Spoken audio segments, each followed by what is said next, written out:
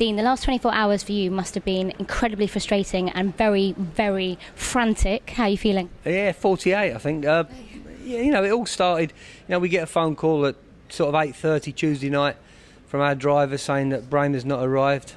And I finally eventually got hold of Dietmar Potsma from Universum. He said, he was really apologetic and saying he thought somebody had told us that Braymer had changed his flight details for some reason. And he would be arriving the next morning on a BA flight. And lo and behold, we got a call at 9:15 yesterday morning saying he wasn't coming. And is it right, the only way you found out is because the hotel rooms had been cancelled? Yeah, no, I mean, I really don't know, to be truthful, but, we eventually got a call to say he wasn't coming at 9:15, and I believe up until this moment in time we still haven't received official notification. Do you believe it was a genuine pull-out through injury, or he was just too scared to fight Nathan? You know what? I really don't know. I had doubts about him coming all along. Because he's cancelled it before, he's pulled out late before, so you obviously had that anxiety. Yeah, the last twice he's pulled out at the last minute, but he's had a lot of problems on his mind with his court case. Once his court case was clear and he'd had his passport returned, as you saw, he turned up at the press conference in London. All his medicals have been sent in, he's checked weights, he's passed everything. So, I really don't know what's gone through his mind, It must be hard, because no one quite understands, because mentally he's there, he's being paid well. If you're that scared, surely you'd want to lose it in the ring as opposed to not turning up at all. Yeah, but you know what? He's obviously a very complex character. He's a great fighter. He's been a good champion, and what's going through his mind, I really don't know.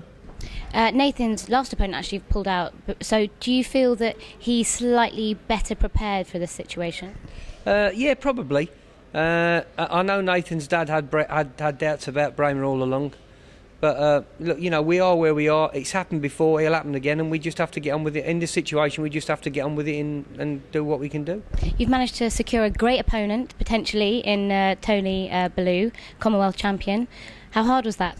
Well, Tony's always prepared. He wanted to fight, and we just got to see when he gets here today.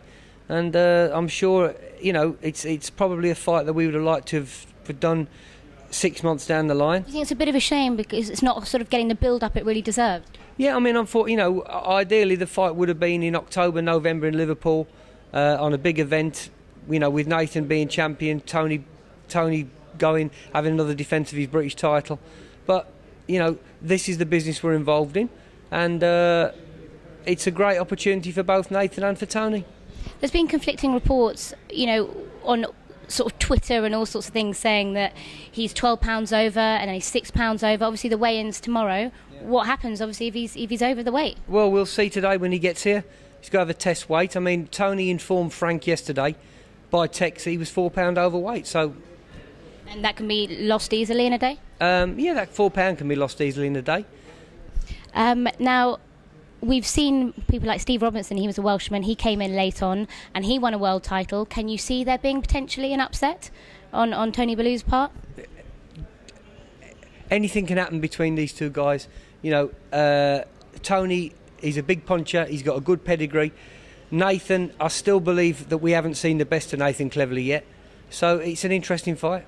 Will it be hard for Nathan to adjust to an orthodox, because he has been preparing and sparring with the likes of James DeGale, who's a southpaw? No, I don't believe so. I think Nathan has always had a good variety of sparring, and I think Nathan will be prepared. He'll be switched on. Obviously, the other massive big fight in domestic showdown is DeGale versus Groves. What's your prediction in that? I think it'll be a tough fight. I expect James to be victorious, and hopefully it'll be a great night for everybody watching. Another exciting fighter is Frankie Gavin, who's fighting young Muttley. He says if he's going to win this, he feels ready for a British title or European title or even potentially world title. And there could be a race between him and James DeGale as to who gets there first. What's your take on that? Yeah, I mean, Frankie Gavin, what everybody forgets is he's the only Englishman ever to win a World Amateur Championship. So he's got to be able to fight a little bit, He's exciting, and him and James, they've both got the X factor, and I think that's it's great for British boxing, isn't it? It's great for British boxing, and it's great for everybody at Frank Warren Promotions. Great. Well, we can't wait for Saturday. Thank you very much. Thank you very much.